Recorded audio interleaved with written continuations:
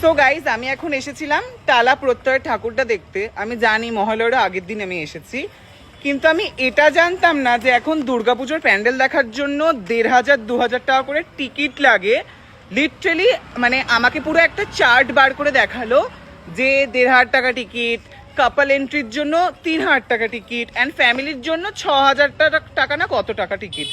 মানে লিটারেলি আমি ভাবতে পারছি না যে এইটাও হচ্ছে এখন কলকাতায়, যে দুর্গাপুজোর প্যান্ডেলের জন্য এখন টিকিট কেটে ঢুকতে হচ্ছে।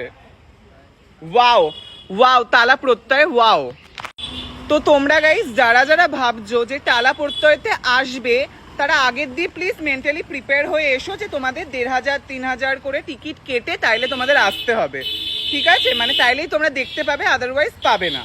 হ্যাঁ বলো দাদা, একবার বলে দাও কি বললে, কত করে পেমেন্ট নিচ্ছ? হ্যাঁ দাদা, চার্জেসটা একটু বলো।